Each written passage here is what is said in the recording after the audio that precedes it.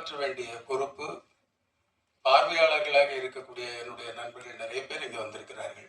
Rotary Rajkumar வந்திருக்கிறார், Charles வந்திருக்கிறார், திருக்குமரன் வந்திருக்கிறார். இங்கே இருக்கக்கூடிய பல பேர் என்னுடைய நண்பர்கள். பத்திரிகையாளர்களிலும் பல பேர் என்னோடு நான் இருக்கும் சமகாலத்தில் பணியாற்றியவர்கள். ஜெயபால் கூட வந்திருக்காங்க, பேரரசு சார் இருக்காங்க. இங்கே இருக்கிறவங்க எல்லாம் விதவிதமான அனுபவங்களை சார்ந்தவர்கள். இப்போ என்னென்னா, இந்த மாதிரி சின்ன படங்களை எடுத்துட்டு இப்போ நான்லாம் வந்து தொடக்க காலத்திலேருந்தே பாரதிராஜ் சாருடைய பாசறையில் இருந்து வந்ததினால் சிறிய படங்கள், மனதுக்கு பிடித்த எளிமையான படங்களை எடுத்து வந்து கொண்டே இருக்கிறோம். ஆனால் இப்போ வந்து மார்க்கெட் மாறி இருக்கு. இந்த டிஜிட்டல் யுகத்தில் என்ன இருக்குன்னா, கார்ப்பரேட் பேக்கேஜ் இருக்கக்கூடிய படங்களை தான் திரையரங்கத்துக்கு கொண்டு வரணுங்கிற ஒரு முனைப்பை சில பேர் ஏற்படுத்தி விட்டாரு. எங்களுடைய இயக்குனர் Bharathiraj sorrow, Mahendran sorrow, Bhagyaraj sir அவர்களோ வரும்பொழுது விதவிதமான கலைஞர்கள் அவருக்கு பிடித்த படங்களை எடுக்கலாம், அதை வெளியிடலாம். அதை பார்ப்பதற்கான ரசிகர்கள் கூட்டம் என்று தனித்தனியாக இருக்கும். சில பேருக்கு பாலச்சந்தர் படம் மட்டும்தான் பிடிக்கும், சில பேருக்கு டி ராஜேந்தர் சாருடைய படம் மட்டும்தான் பிடிக்கும், வி சேகர் சாருடைய படம் சிலருக்கு பிடிக்கும். இப்படி விதவிதமான ரசனைகளோடு இருக்கக்கூடிய மக்களை எல்லாம் திரையரங்கத்துக்கு வர வைத்து எல்லா படங்களையும் பார்த்து கலைஞர்களை ஊக்கப்படுத்திய காலம் மலையேறிவிட்டது. இப்பொழுது கார்ப்பரேட்டுகள் விரும்பக்கூடிய படங்களை மட்டும்தான் எடுக்க வேண்டும் என்கிற ஒரு கட்டாயமான எழுதப்படாத சட்டத்தை உருவாக்கி கொண்டிருக்கிறார்கள். அதை உடைக்க வேண்டிய பொறுப்பு எளிய கலைஞர்களுக்கு இருக்கு. இதைத்தான் நாங்கள் போராடி பல விஷயங்களில் முயற்சி செய்து வருகிறோம். என்னுடைய உலகம்மை படம் மார்க்கெட்டுக்கு கொஞ்சம் சிக்கல் தான், அதனால் நீங்கள் இதயபூர்வமாக எடுத்திருக்கிறீர்கள், வெற்றி கிடைக்க வேண்டும் என்று வாழ்த்து விட்டு சென்றார். அதே போல் நான் விருதுகள் சொன்ன இப்போ முதல்ல படித்த மாதிரி தான், இந்த உலகத்தின் எல்லா திசைகளிலும் இருப்பவர்கள் தமிழ் திரைப்படங்களை, நல்ல திரைப்படங்களை ரசிக்கிறார்கள். ஸ்பீல்பர்க் தெரிஞ்ச அளவுக்கு மார்டின் ஸ்கார்சியே தெரியாது, சத்யஜித் ரே தெரிந்த அளவிற்கு யாருக்கும் ரித்விக் கட்டாக்க தெரியாது. ரித்விக் கட்டாக் வந்து 8 படம் எடுத்தாரு, 8 படமும் ஓடலை. ஆனால் ஒவ்வொரு படமும் திரைப்படத்திற்கான இலக்கணமாக இருந்தது. அதே போல் நிறைய பேர், இப்போ ஒரு 200 படம் வருது ஒரு வருஷத்துக்கு அப்படின்னா, அந்த 200 கலைஞர்களுமே முக்கியமான கலைஞர்கள் தான். அதாவது நட்சத்திர ஹோட்டலில் சென்றுதான் இட்லி சாப்பிட வேண்டும் என்ற அவசியம் இல்லை. நடைபாதையில் ஒரு கிழவி தாய் விற்கக்கூடிய இட்லியை கூட நீங்கள் சாப்பிடலாம். நீங்கள் அந்த மனோநிலையில் திரையரங்கத்திற்கு வர வேண்டும். அவனவனுக்கு தெரிந்த ஒரு படைப்பை அவனுடைய அனுபவத்திற்கு ஏற்ற மாதிரி செய்து கொண்டிருக்கிறான். அப்படித்தான் நம்முடைய ஹரீஸ்வரி அவர்கள் செய்திருக்கிறார். இந்த குழுவில் இருக்கக்கூடிய இயக்குநர்கள், ஒளிப்பதிவாளர்கள் எல்லாம் மிக திறம்பட பணியாற்றி இருக்கிறார்கள். இது முத என்கிட்ட வந்து அவர் ஹரீஸ்வரி, நாங்கள் எல்லாம் நடப்பு தயாரிப்பாளர் சங்கத்தில் ஒன்றாக இருப்பதனால், தனஞ்சயன் சார், சிவா சார் எல்லாரும் இருக்கும் பொழுது நாங்கள் நிறைய சின்ன படங்களை என்கரேஜ் பண்ணுறோம். இப்போ சிவா சார்லாம் கூட நிறைய படங்களை வெளியிடுவதற்கான முயற்சிகள் எல்லாம் செஞ்சுட்டு இருக்கோம், பேசிக்கொண்டு இருக்கிறோம். அப்படி என்கிட்ட வந்து இந்த படத்தை கொடுத்து பார்க்க சொல்லி சொன்னாரு. நான் அவருடைய சில பேர் இப்போ கூட நான் இன்னொரு படம் ஒன்று எடுத்திருக்கிறேன், அதை வெளியிடுவதற்காக கேட்டு அதை பார்ப்பதற்கு அவர்கள் சொல்கிற திரையரங்குகளில் கூட நாம் வெளியிட முடியாத அளவிற்கான பண பிரச்சனையில் இருக்கிறோம். அப்ப நான் அந்த பார்க்கிறேன்னு சொன்னவர்கிட்ட நான் சொன்னேன், நீங்க இந்த திரைப்படத்தை இங்கேதான் பார்ப்பேன்னு கூட சொல்லாதீங்க, அதுவே முதல் சிக்கல் தான் சிறிய தயாரிப்பாளர்களுக்கு அப்படின்னு சொல்லி எனக்கு ஹரீஸ்வரி அவர்கள் இந்த படத்தை பார்க்கணும்னு சொன்ன உடனே அவருடைய அலுவலகத்துக்கு சென்று அங்கே இருக்கக்கூடிய ஒரு கம்ப்யூட்டரில் தான் படத்தை பார்த்தேன். பார்த்த பிறகு நான் தான் சொன்னேன், இதை விருதுகளுக்கு அனுப்புங்கள் முதல், ஏன்னா இது நல்ல படம், இதை வந்து உலகத்தின் மூலைகளில் எல்லாரும் பாராட்டுவார்கள், அந்த அங்கீகாரத்தோடு நீங்கள் திரைக்கு வாங்குன்னு சொன்னேன். அதுக்கப்புறம் சில வழிகாட்டுகளுக்கு பிறகு நம்முடைய ட்ரீம் வாரியர்ஸ் பிரபு சார் அவர்கள் எங்களுடைய அமைப்பிலே இருக்கிற காரணத்தினால் நமக்கு பெருமை தான் சார் இருக்கு. பிரபு சார் மாதிரி ஆளுங்க அதை ஒத்துக்கிட்டு உடனே குகன் மாதிரி ஒருத்தர் அதுக்கு பொறுப்பு கொடுத்து வெளியிடுவதற்கான முயற்சி செய்கிறார்கள். இந்த முயற்சி, இந்த படத்தை நான் முதல் பார்க்குறேன், நான் தான் பார்த்தேன்னு நினைக்கிறேன். ஏறத்தாழ டாக்டர்கள், அம்மாக்கள், குழந்தையை பெற்ற அம்மாவும் அதை பிரசவம் பார்த்த டாக்டர்களுக்கு பிறகு பார்க்கிற குழந்தையை பார்க்கக்கூடிய பெருமை எனக்கு தான் கிடைத்ததுன்னு நினைக்கிறேன். பணிவான காலை வணக்கம் மற்றும் இங்கே வருகை தந்திருக்கும் பத்திரிகை, தொலைக்காட்சி, ஊடக நண்பர்களுக்கு என்னுடைய வணக்கம். வெள்ளக்குதிரை நம்ம ட்ரெய்லரை பார்த்தோம், பாடலை பார்த்தோம், ரொம்ப அற்புதமாக இருந்தது. இன்றைய கதாநாயகன் மியூசிக் டைரக்டருக்கு என்னுடைய வாழ்த்துக்களை சொல்லிக்கிறேன். வெள்ளை குதிரையை தாண்டி இந்த படத்துடைய கதாநாயகனும் தயாரிப்பாளருமான ஓரிக்கும் எனக்குமான பழக்கத்தை சொல்லலாம்னு நினைக்கிறேன். ஏன்னா இந்த படம் பார்ப்பதை விட இந்த படம் எடுத்த விதத்தை பற்றி பேசுவதே ரொம்ப சுவாரஸ்யமான விஷயம். ஏன்னா நான் வந்து இயக்குனர் சரண் என்கிட்ட வந்து சொல்லும்போது எனக்கு மைனா ஞாபகம் வந்தது. மைனா படத்தில் எவ்வளவு அனுபவம் கிடைச்சது, அந்த ஷூட்டிங் எடுக்கும்போது கிடைத்த அனுபவங்கள் வந்து ரொம்ப ஆழப்பிரியுது. நான் இன்றைக்கி எவ்வளவோ படங்கள் பண்ணாலும் எனக்கு அந்த படத்துடைய அனுபவம் வந்து ரொம்ப அது மனசுக்குள்ளே நிற்கிற ஒரு விஷயம். அது மாதிரி இந்த படத்திற்கு எடுக்கப்பட்ட விதங்கள், இவங்க பட்ட சிரமங்கள் கேட்க கேட்க ரொம்ப அதையும் தாண்டி எனக்கு பெருசாக இருந்தது, ரொம்ப ஆச்சரியமாக இருந்தது. ஓரி வந்து பரட்டை என்கிற அழகு சுந்தரம் தனுஷ் சார் படத்தில் நான் நடிச்சிருந்தேன். அதில் அவனும் என் கூட நடித்தான். அப்போ தான் எங்கள் 2 பேருக்கு ஒரு பழக்கம் ஏற்பட்டது. எனக்கு வந்து கூத்துப்பட்டை நடிகர்களை தாண்டி வெளிப்பழக்கங்கள் எதுவுமே கிடையாது. வெளியில் நண்பர்களே கிடையாது. எனக்கு வெளியில் இருக்க ஒரே நண்பர் வந்து ஓரி தான். அப்போ ஓரி என்னை கூத்துப்பட்டையிலே காலையிலேருந்து இரவு முழுக்க அங்கேயே இருக்கும்போது வெளியில் போகிற தொடர்புங்கிறது ஓரி தான். ஓரி வீட்டுக்கு போவான். அப்போ அவன் பேச்சுலர். ஆனால் அவன் வந்து அவன் ஒரு நண்பன் தாண்டி அவன் ஒரு வாத்தியார். அவன் வீட்டுக்கு முதல்ல ஃபஸ்ட்டு போகும்போது தெரிஞ்சது வீடு வந்து அவ்வளோ க்ளீனாக இருக்கும். இப்போ நம்ம வந்து ஒரு மாலில் போய் பெட்ரூம்க்கு நம்ம வந்து பெட்ஷீட்டு தலானிலாம் வாங்கினோம்னா அது ஒரு க்ளீனாக ஒரு பெட்டில் வந்து ரொம்ப க்ளீனாக டவல்கள்லாம் வச்சுருப்போம், அயன் பண்ணி நீட்டாக வச்சுருப்பாங்க. அது மாதிரி தான் அவன் வீட்டில் அவன் பெட்ரூமே வந்து அவ்வளோ க்ளீனாக இருக்கும்.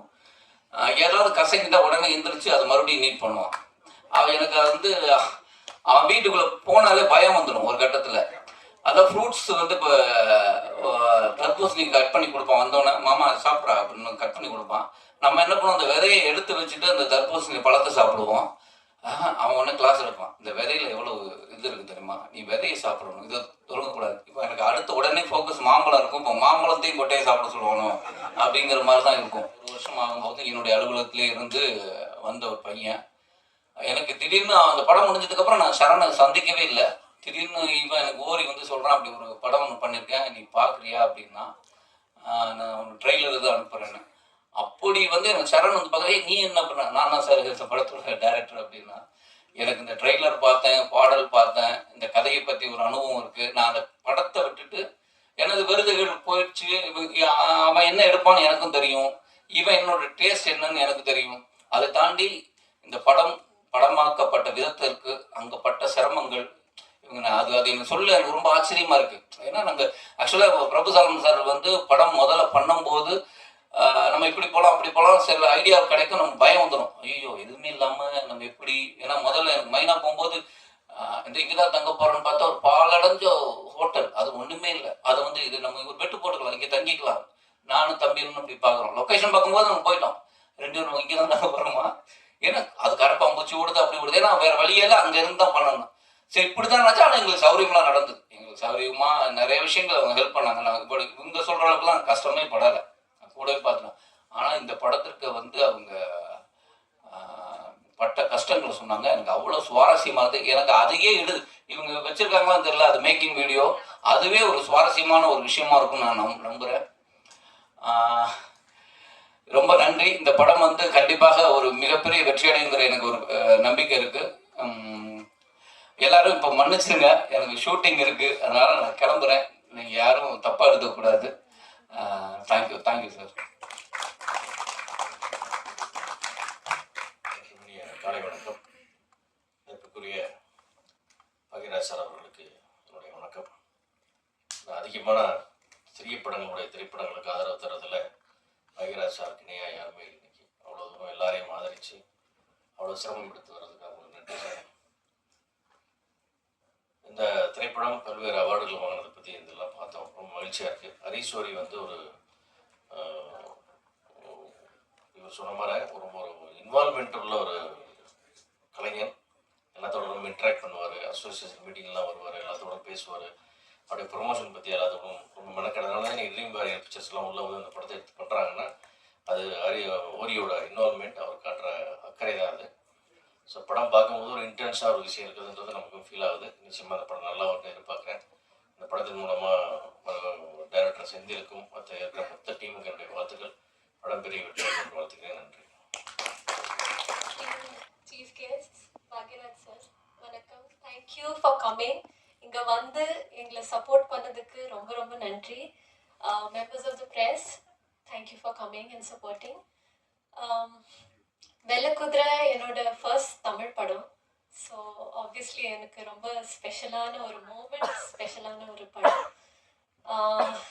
ரொம்ப வருஷமாக எனக்கு ஆசை தமிழ் சினிமாவில் தமிழ் சினிமாவோட பாட்டாக இருக்கணும், ஃபிலிம்ஸில் நடிக்கணும்னு. மலையாளம், மராட்டி, ஹிந்தியில் கொஞ்சம் ஒர்க் பண்ணியிருக்கேன். ஆனால் வளர்ந்தது எல்லாமே பாண்டிச்சேரி தான். அதனால தமிழ் இண்டஸ்ட்ரி ஸ்பெசிஃபிக்லி ரொம்ப வருஷமாக நான் வெயிட் பண்ணிட்டு இருந்தேன். ஸோ இந்த வருஷம் அஃபிஷியலாக நான் என்டர் பண்ணிகிட்ருக்கேன் தமிழ் இண்டஸ்ட்ரியில். ஸோ எனக்கு ரொம்ப ரொம்ப சந்தோஷமாக இருக்குது. I want to thank my producer Harish Ori. Thank you so much for this opportunity. Thank you Saran sir, எங்கள் டிரெக்டர், இந்த வாய்ப்புக்காக. அவர் இந்த கதை வந்து நரேட் பண்ணப்போ மெயின் எனக்கு என்ன இதில் பிடிச்சிருந்துச்சுன்னா, இந்த கதை it's very unique, it's very இம்பார்ட்டண்ட்டான ஒரு ஸ்டோரி. இது ஒரு மார்ஜினலைஸ்ட் கம்யூனிட்டி, அவங்களோட லைஃப்பை பற்றி இருக்குது. அவங்களோட ரெசிலியன்ஸ், அவங்களோட ஹார்ட்ஷிப்ஸை பற்றி இந்த கதை பேசுது. அண்ட் ஒரு சர்வைவல் ட்ராமா, ரொம்ப நல்ல கதை. And most importantly the highlight of the story எனக்கு was the way Saran sir had written my character. கயலுங்கிற கேரக்டர் வந்து ரொம்ப ஸ்ட்ராங்கான ஒரு உமன், இன்டெலிஜென்ட், வில் பவர் இருக்கிற, ஏஜென்சி இருக்கிற ஒரு கேரக்டர். அண்ட் ஃபர்ஸ்ட் படத்துலேயே இவ்வளோ இம்பார்ட்டண்ட்டான ஒரு ஸ்ட்ராங்கான கேரக்டர் பண்ண முடிஞ்சதுல எனக்கு ரொம்ப ரொம்ப சந்தோஷமாக இருக்குது. மேல் ஆக்டருக்கு எவ்வளோ இம்பார்ட்டன்ஸ் இருக்கோ அவ்வளோ இம்பார்ட்டன்ஸ் ஃபீமேல் ஆக்டருக்கும் இருக்கு, இண்டஸ்ட்ரிக்குமே. ஃபஸ்ட்டு படத்தில் to get such a nice character, நான் ரொம்ப ரொம்ப சந்தோஷமாக இருக்கேன். So thank you for writing this character. உங்கள் ஃபஸ்ட்டு படத்தில் இந்த மாதிரி ஒரு ஃபீமேல் கேரக்டர் எழுதுனதுக்கு தேங்க்யூ. அண்ட் உங்களுக்கு எல்லாருக்கும் தெரியும், இண்டிபெண்ட் ஃபிலிம்ஸ் எடுக்கிறது ரொம்ப கஷ்டமான ஒரு விஷயம். ஆனால் அது ரிலீஸ் பண்ணுறது அதை விட கஷ்டமான விஷயம். பட் எல்லா ஹர்டல்ஸையுமே தாண்டி இது ரிலீஸ் ஆகுதுன்னா அது ரொம்ப பெரிய விஷயம், எங்களுக்கு ரொம்ப பெருமையான விஷயம். ஸோ உங்களோட லவ் அண்ட் சப்போர்ட் எங்களுக்கு ரொம்ப தேவைப்படுது. Please support us and I hope a lot of people watch our film. Thank you so much. Thank you so much, everybody. Thank you, crew and cast. Thank you. வணக்கம் எல்லாருக்கும். வணக்கம். Bhagyaraj sir எல்லாம் பெரியவங்க எல்லாருமா இருக்காங்க. ரொம்ப நன்றி.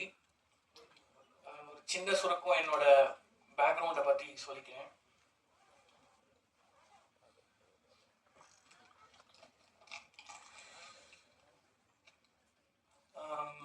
ஃபர்ஸ்ட் என்னன்னா, எங்கள் ஃபேமிலி வந்து ஒரு பூர்வீகம் வந்து எங்கள் தாத்தா ஆர் ஜெயராமன் அப்படின்னு சேவா ஸ்டேஜ் சஹஸ்ரநாமம் அப்படின்ற ஒரு நாட்டிய குழுவில் இருந்துட்டு அவங்க பாடகராக இருந்தாங்க. அதுக்கப்புறம் மல்லியம் ராஜகோபால் டைரக்டர், இவங்க எல்லாருமே வந்து நாங்கள் ராயப்பேட்டாவில் இருக்கும்போது, இப்போ நான் பிறக்கல, அப்போ நான் நாட்டிய நாடகம்ன்றது ஒரு பெரிய ஊழல் வச்சிருந்த டைம். அது கொஞ்சம் கொஞ்சமாக சரிஞ்சிட்டு வந்துட்டே இருந்தது. அதாவது சஹஸ்ரநாமம் அவர் இருக்கலாம், கொஞ்சம் கொஞ்சமாக அங்கே போயிட்டு திரைப்படம் அப்படி வந்துட்டு இருக்கும் போது அது எங்கள் ஃபேமிலியே டோட்டலி சரிஞ்சு அந்த டைம் அது.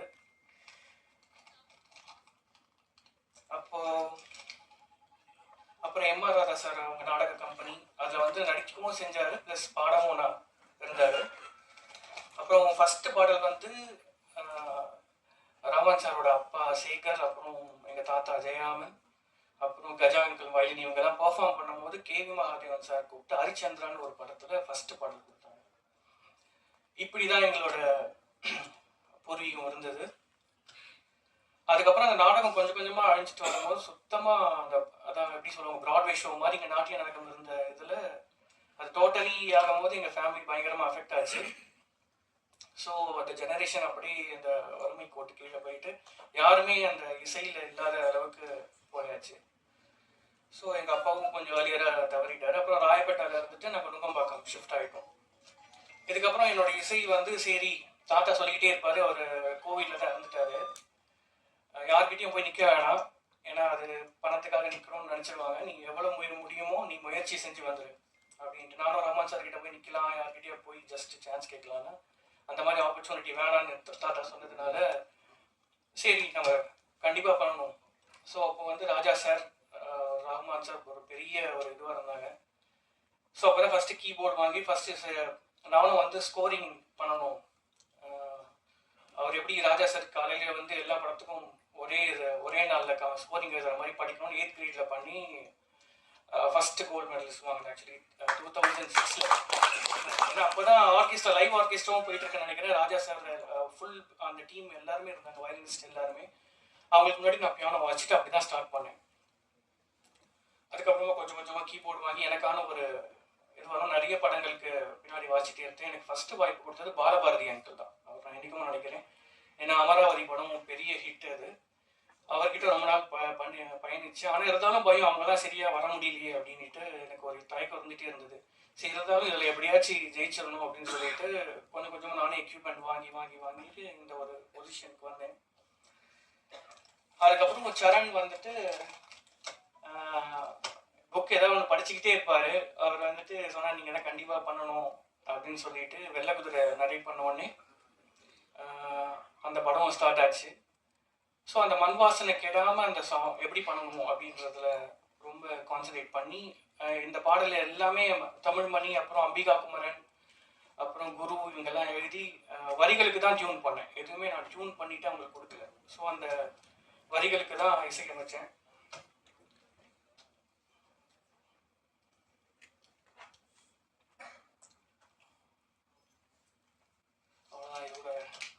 ரொம்ப நன்றி. இதுக்கப்புறம் எப்படி தொடங்குவோம், என்னோட பயணம் எப்படி இருக்கும்னு தெரியல.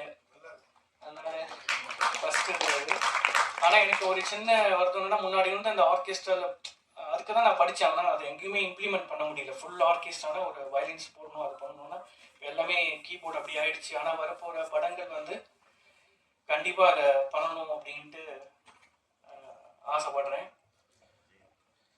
எங்கள் வெள்ளக்கூட பதக்க வாழ்த்த வந்த அனைத்து நாள் உள்ளவர்களுக்கும் நன்றி. மேடையில் இருக்கும் ஜாம்பவான்கள், லெஜெண்ட்ஸ் எல்லாருக்கும் நன்றி. படம் ஆரம்பிக்கும் போதே எங்களுக்கு டிஸ்கஷன் இருந்துச்சு. சின்ன படம், முகம் இல்லாத படம், எப்படி இதை கொண்டு போகிறது அப்படின்ற டிஸ்கஷன் ஆரம்பத்தில் இருந்துச்சு. எங்களுக்கு ஒரே ஒரு முகம், 2 முகமாக தெரிஞ்சு. ஆக்சுவலாக 2 முகம். ஒரு முகம் வந்து பத்திரிகையாளர் நீங்கள் தான். நீங்கள் வந்து இந்த படத்தை நல்ல படத்தை அங்கீகாரம் பண்ணுவீங்க, நல்ல படமாக இருந்தால் அங்கீகாரம் பண்ணுங்க, அவ்வளோதான். 2வது முகமாக நான் பார்க்குறது, ஒரு செட் ஆஃப் ஆடியன்ஸ் இருக்காங்க. அவங்க சின்ன படத்தை ஒரு சின்ன விஷயம், அதாவது அதோட ஷார்ட்ஸோ பாட்டோ ஏதோ ஒன்று பிடிச்சிருந்தா அதை பயங்கரமாக புஷ் பண்ணி படத்துக்கு தேட்டர் போய் பார்க்குறாங்க. அது ஒரு செட் ஆஃப் ஆடியன்ஸ் இன்னும் இருக்காங்க, நான் நம்புறேன். அவங்க இன்க்ரீஸ் ஆகிட்டே தான் வந்துட்டு இருக்காங்க. இப்போ இதில் அந்த 2 பேரும் எங்களுக்கு முகமாக இருந்து கொஞ்சம் படத்தை புஷ் பண்ணிங்கன்னா இந்த படம் வந்து நார்மல் பப்ளிக் ஆடியன்ஸும் வர ஆரம்பிச்சிருவாங்க. இதை நம்புறேன். 2வது வெள்ளக்குதிரை வந்து எப்படி உருவாச்சு அப்படின்னா, கதை எழுதி ப்ரொடியூசர்ட்டு நான் போல. ஆக்சுவலாக ஹரிஷோரி என்னை வச்சு நான் ஒரு ஷார்ட் ஃபிலிம், பழங்காடு ஒரு ஷார்ட் ஃபிலிம் பண்ணேன். பண்ணும்போது அண்ணன் என்ன பண்ணுறாரு, என்கிட்ட வந்துட்டு என்கிட்ட இது பட்ஜெட்டு, நான் தான் ஹீரோ, எங்கள் ஊருக்கு மேலே ஒரு மலைப்பகுதி இருக்குது, இது இந்த மாதிரி ரோடு இல்லாத ஊராக இருக்குது, இதை பற்றி கதை எழுதலாமான்னு கேட்டார். ஆனால் நல்லா பார்க்குறேன், நான் அந்த ஊருக்கு போய் தங்குறேன், பார்த்துட்டு அதுக்கப்புறம் நான் ட்ரை பண்ணுறேன் அப்படின்னு சொல்லிட்டு அங்கே போய் உருவாச்சு. ஸோ இங்கே என்னை பொறுத்த வரைக்கும் கதை தான் என்ன தேர்ந்தெடுத்துச்சு. அதே போல் அந்த கதை ஹரிஸ்வரனையும் தேர்ந்தெடுத்துச்சு. அவர் அதாவது ரொம்ப ப்ரொடியூசர் மாதிரி பிஹேவ் பண்ண மாட்டார். கிரியேட்டிவ் இதில் எதுவுமே இன்வால்வ் ஆக மாட்டார். அவரை கூப்பிட்டு ஒரு ஷார்ட்னா கூட இது அவர் ஷார்ட் இல்லாமல் நம்ம வேறு எது எடுத்தால் கூட இது பண்ண மாட்டார். நேரம் இன்னொரு விஷயம்லாம் பண்ணுவார். இங்கே ஷூட்டிங் போயிட்டு திடீர்னு பார்த்தா மரத்து மேலே ஏறி என்ன பண்ணுவேன், படத்தை பிடிங்கி கொடுப்பீங்க, பலாப்பழத்தெல்லாம் பிடிங்கிடுவார். பிடிங்கி அவரே கட் பண்ணி எல்லாரும் கொடுப்பாரு. இது மாதிரி அந்த மாதிரி நிறைய, அதாவது அவர் என்ன ப்ரொடியூசர் மாதிரி இது பண்ணவே மாட்டார். ரொம்ப சிம்பிளாக இருப்பார். கிரியேட்டிவ் உள்ளே உள்ளேயே வரல அவர். அதுதான் அவரோட பயங்கர இதாக இருக்கு. 2வது அபி வந்து உள்ளே வரும்போது நாங்கள் ஹீரோயின் தேட்டே இருந்தோம். எங்களுக்கு ஏற்ற மாதிரி அவங்க தான் இருந்தாங்க. 2வது ஆடிஷன் பண்ணி அனுப்பிச்சிட்டு என்ன ட்ரஸ்ட்டில் இங்கே வந்தாங்க எனக்கு உண்மையிலே தெரியல. அங்கேருந்து பாம்பேலேருந்து கிளம்பி வந்துட்டு நேராக மலைக்கே வந்துட்டாங்க. இங்கெல்லாம் வரல, மலையில் ஏறி வந்துட்டாங்க. அப்புறம் எடுக்கும் போது அவங்க எப்படி ட்ரஸ்ட் இருந்துச்சான்னு தெரியல. வாட்சி இதுன்னு என்ன கீழே என்னால் முடிஞ்சோம் 100% கொடுத்துட்டோம். ஒவ்வொரு டீம் மெம்பர்ஸும் இதில் ரெஜின் சார் இருந்தார். ரெஜின் சார் வந்து என்ன பண்ணாருன்னா ஃபுல் கேஸ்டிங் அப்படி மேற்கொண்டு அவர் தான் கூட்டு வந்தார். அப்படி எல்லாரும் எப்படின்னா கூத்துப்பட்டில் இருக்க முக்கியமான ஆட்கள், அதாவது கூத்துப்பட்டில் இருக்கிறது மட்டும் இல்லை, எல்லா தியேட்டர்ஸ் இருக்கவங்கள அங்கங்கன்னு இருந்து நல்லா நடிக்க திறன் எல்லாத்தையும் உள்ள கூப்பிட்டு இதை பர்பஸாக அப்படி பண்ணலாம், ஆர்டிஸ்டே போவேணா அப்படின்ற மாதிரி ஒரு ஐடியாலஜியில் உள்ள வந்து இதில் எனக்கு என்னன்னா ஒரு 2-3 விஷயம் சொல்லிடுறேன். இதே மாதிரி உள்ள வந்தவங்க தான் ஜெயலட்சுமி பாட்டி, சின்னாய் பாட்டின்னு பண்ணியிருப்பாங்க படத்தில். அப்போ இல்லை, அவங்க இறந்துட்டாங்க. கட்டி தான் தூக்கிட்டு வந்தோம் மேலே.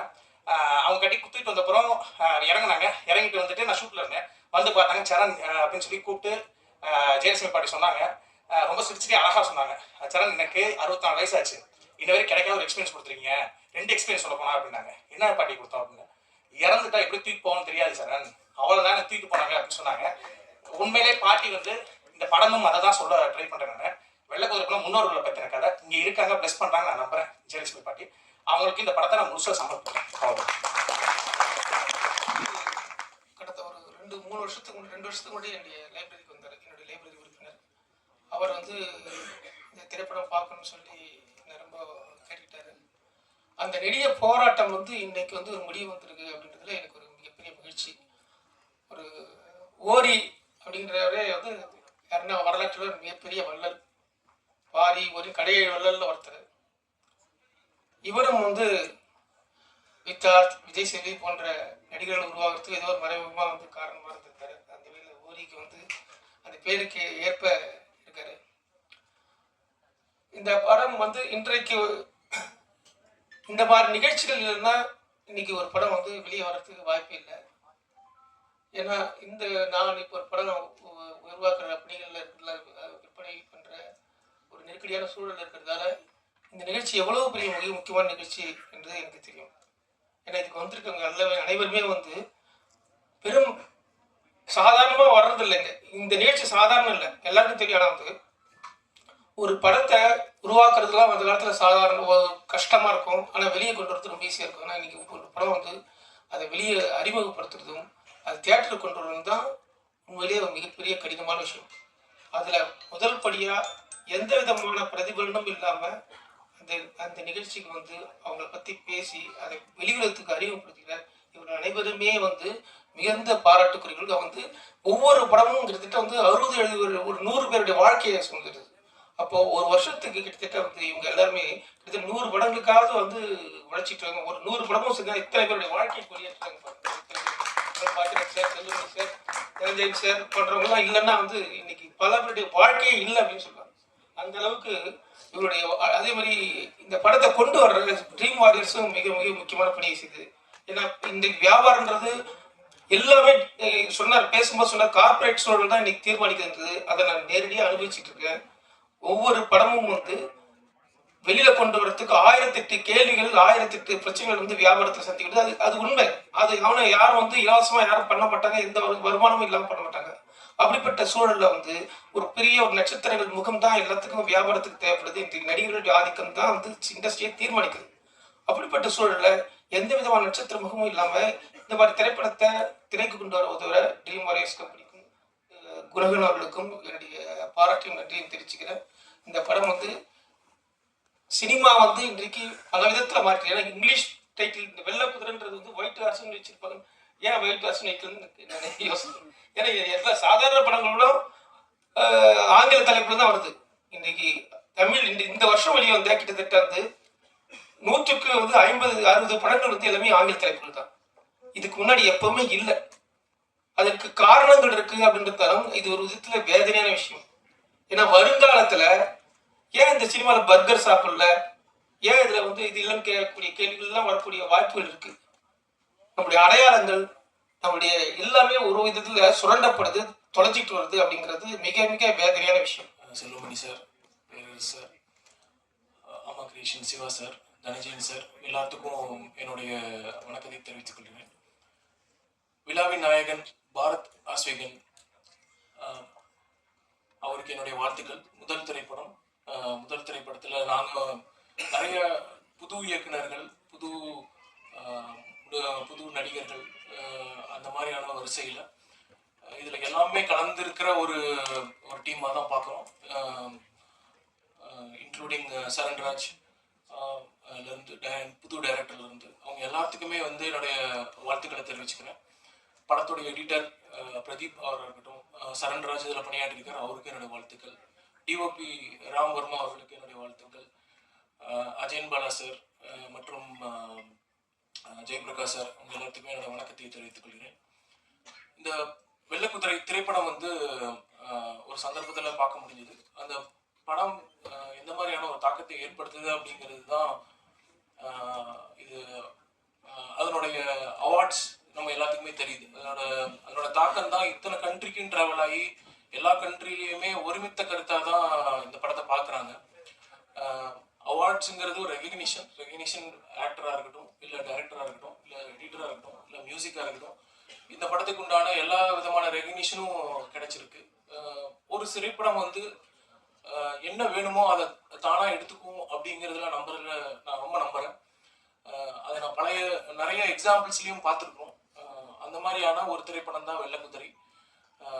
இப்போ இது இவ்வளோ அவார்ட்ஸுக்கு இவ்வளோ தூரம் போய் வரப்போ என்ன ஆகுதுன்னா, அப்போ படத்துக்கு உண்டான தேடுதல் எதில் இருக்கு, அது அந்த மாதிரியான படங்கள் எந்த மாதிரியான ஆடியன்ஸை தேடி போகுது அப்படிங்கிறது ஒன்று.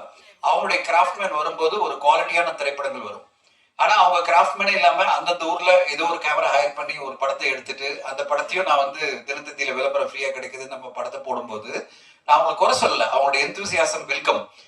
குறைந்தபட்ச தரமா அந்தந்த திரைப்படங்கள் பேசப்படுற படமா இருக்கும்போது திரைப்படங்கள் மேல மரியாதை அதிகரிக்கும். அப்படி இல்லாம நான் எனக்கு தெரிஞ்ச ஒரு கலையை வச்சு நான் ஒரு படத்தை எடுத்துட்டு அதை விளம்பரமும் பண்ணிட்டேன், போஸ்டர் ஒட்டிட்டேன்.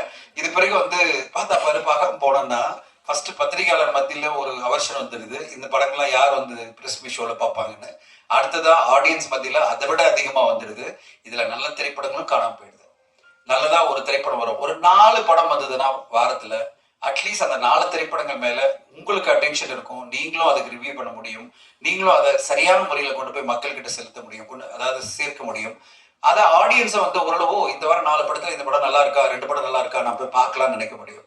அப்படி ஒரு நல்ல படமா ஹரீஸ்வரி வந்து இந்த படத்தை வெள்ளைக்குதிரை எடுக்க சோதனைகளை சந்திச்சுட்டு இருக்கு. சிறு பட்ஜெட் படங்களுக்கு அதுக்கு ஒரு முக்கியமான காரணமே எல்லோருமே அங்கங்க ஊர்ல இருந்துட்டு சிறு சிறு படங்களை எடுத்துட்டு அந்த படங்களையும் விளம்பரம் மாதிரி ஃப்ரீயா காசு செலவு பண்ணாம விளம்பரம் பண்ணிட்டு நல்ல படங்களையும் அவங்க வந்து யாருமே கவனிக்க முடியாம பண்ணிடுறாங்க. இதை தவிர்க்கணும்னா அசோசியேஷன்லாம் தடுக்க முடியாது. ஏன்னா அது ஒரு தனி மனித சுதந்திரம். யாருமே யாரையும் தடுக்க முடியாது. அவங்கவுங்க படம் எடுக்கிறாங்க, அவங்க காசு போட்டு எடுக்கிறாங்க, அவங்க வந்து படத்தை வெளியிட முடியும். ஆனா அவங்களுக்குள்ள ஒரு சுழல் ஒழுக்கத்தோட நல்ல திரைப்படமா கொண்டு வந்தீங்கன்னா கண்டிப்பா வெல்கம். ஒரு நல்ல குவாலிட்டியான படம், ஒரு வெள்ளைக்குதிரை மாதிரி ஒரு இப்போ வந்து ஜேபி சார் சொல்லியிருந்தார் அவருடைய படம் உலகமே மாதிரி ஒரு உலகத்தரமான ஒரு படமா நீங்க கொண்டு வந்தீங்கன்னா அந்த திரைப்படத்தை நீங்க கண்டிப்பா 50 லட்சத்தை எடுங்க, 1 கோடி எடுங்க, பிரச்சனை இல்லை. ஆனா உலகத்தரத்துல ஒரு படத்தை நீங்க கொண்டு வரீங்கன்னா அதுக்கான அட்டென்ஷனை கொடுக்கறதுக்கு நீங்களும் ஸ்பேஸ் கொடுங்க. நீங்க ஏதோ ஒரு படத்தை எடுத்துட்டு டம்ப் பண்ணிட்டு எல்லாரும் மக்களை வந்து இக்னோர் பண்ற மாதிரி படங்களை கொண்டு வரக்கூடாதுன்றதான் என்னுடைய தாழ்மையான வேண்டுகோள். பல பேருக்கு வந்து அந்த பேஷனுக்காக சினிமா எடுக்கிறாங்க, அவங்க இன்னும் கொஞ்சம் குவாலிட்டியில கவனம் செலுத்தி ஆடியன்ஸை மொத்தமா திரையரங்கு வரவிடாம பண்ணாதீங்க. ஆடியன்ஸ் வர தயாரா தான் இருக்காங்க. நான் பல சிறு பட்ஜெட் படங்கள் இப்ப சமீபத்துல பாத்தீங்கன்னா ஒரு படம் வந்து சின்ன பட்ஜெட் படம் தான், எல்லாருமே அப்ரிஷியேட் பண்ணீங்க, ஊடகங்கள்லாம் அப்ரிஷியேட் பண்ணீங்க. ஆண் பாவம் பொல்லாததுன்னு வணிக ரீதியில நல்ல ஒரு ரெஸ்பான்ஸ் வந்துட்டு இருக்கு. இந்த வாரம் வந்த படங்கள் 9 படம் வந்தாலும் ஆறுமலை அப்படின்ற படத்துக்கு நல்ல ஒரு ரெஸ்பான்ஸ் செய்திகள் வந்துட்டு இருக்குன்னா அப்போ சிறு பட்ஜெட் படமா இருந்தாலும் மக்கள் திரையரங்கு வர ரெடியா இருக்காங்க, ப்ரொவைடட் டூ மெனி ஃபிலிம்ஸ் வராம. ஆனா இயக்குநர் சங்கம் வாழ்த்து தெரிவிச்சது. நாங்க ஒரு வரவழைச்சு பாராட்டுறதுக்கு நாங்கள் அவரோட கேட்டோம் சார். அப்போ வந்து ஒரு ஊர்ல இல்லை. அவர் திரும்ப அவருக்கு அப்புறம் திரும்ப கூப்பிட்டோம். அவர் கொஞ்சம் அவாய்ட் பண்ணார். ஏன்னா அவருக்கு ஒரு காயம் இருந்திருக்குன்னு நினைக்கிறேன். இப்போ முதலமைச்சர் வந்து வேற எந்த இயக்குனருமே வீடு கூப்பிடுறதில்லை, எந்த இயக்குனருமே பாராட்டுறதுன்னா கேட்க போறதில்லை.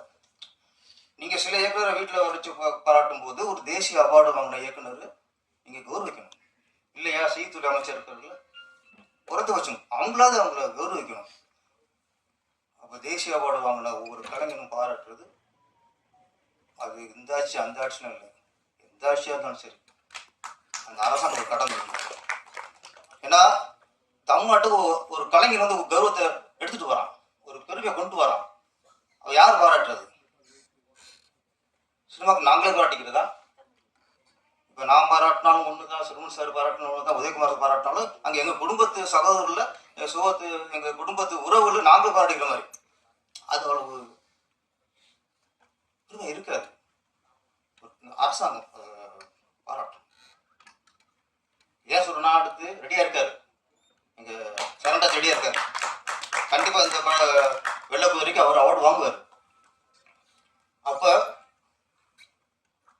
சமூகங்களை அவர் அங்கீகரிக்கணும். சமூகம் ஒரு நல்ல கருத்துள்ள படம், ஒரு கலாச்சார சிறுவை வைக்கிற படம், ஒரு தவறான கருத்து சொல்ற படம், வன்முறை சொல்ற படம், இதுக்கெல்லாம் நம்ம கோவப்படுறோம்ல. அப்போ இதுக்கெல்லாம் அவங்க கோவப்படும் போது ஒரு நல்ல படம் வந்தால் அதை ஆதரிக்கணும் சார். அப்போ தான் இதுக்கெல்லாம் கோவப்படுறதுக்கு நமக்கு அர்த்தம் இருக்குது. இது ஒரு நல்ல விஷயம், ஒரு நல்ல இன்ஸ்பிரேஷன் நீங்கள் கொடுத்துருக்கீங்கன்றது நான் பாராட்டுறேன் உண்மையிலுமே. ஆனால் கண்டிஷன் போட்டிங்க பாருங்க, நான் தான் கதாநாயகன், அங்கதான் அவன் சிக்கியிருப்பான். ஆஹா,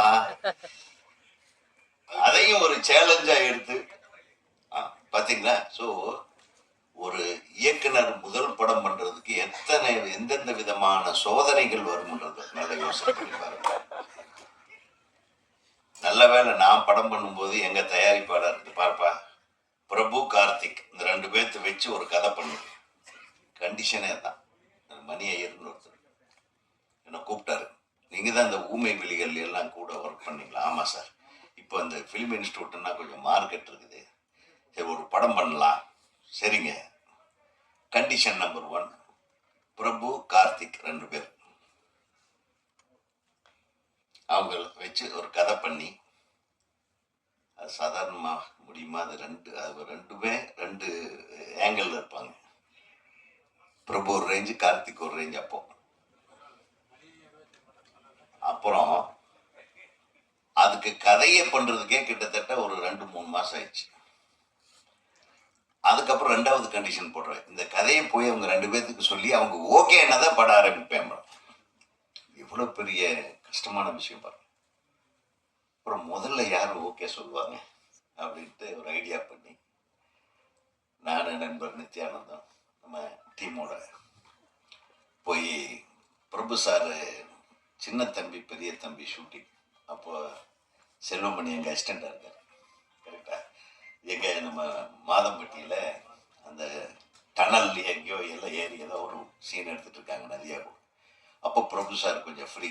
அப்புறம் பிரபு சார் கூப்பிட்டுருந்தாரு. அங்கே போய் ஒரு ஓப்பனிங் கொஞ்ச நேரம் கதை சொன்னேன். பிரபு சார் அவர் பிரபு சார் கதை கேட்குற அந்த அந்த இது நல்லா இருக்கு கட்டி பிடிச்சி ஐ எம் டூயிங் அப்படின்னு தன்மை வந்து இன்னைக்கு நான் சன்ராஜ் உங்ககிட்ட பார்க்கும்போது இருந்தது. நிச்சயமா அந்த தைரியம், என் படம் நல்லா இருந்தா எழுதுங்க, யார்கிட்டையும் அவர் கெஞ்சலை, என் படம் நல்லா இருந்தா நல்லா இருக்கு எழுதுங்க, நல்லா இருந்தா நல்லா எழுதுங்க. அப்போ அந்த கான்ஃபிடென்ஸ் வந்து நிச்சயமா இயக்குனருக்கு உண்டான ஒரு கான்ஃபிடென்ஸ் உங்களுக்கு இருக்கு. அது நீங்க எங்கிருந்து வந்தீங்களோ அதுல இருந்து கொடுத்து இருக்கலாம். ஆனாலும் அந்த தைரியத்தையும் அந்த உண்மையும் உங்கள்கிட்ட பாராட்டுறேன். அது போல ஹர்ஷா கூட வந்து இப்போ கதை எங்க வந்தோம்னாலும் எடுக்கலாம். நிச்சயமா எனக்கு ஒரு தயாரிப்பாளர் வந்து புலனுசாரி படம் பண்ணும்போது என்ன கொடுத்த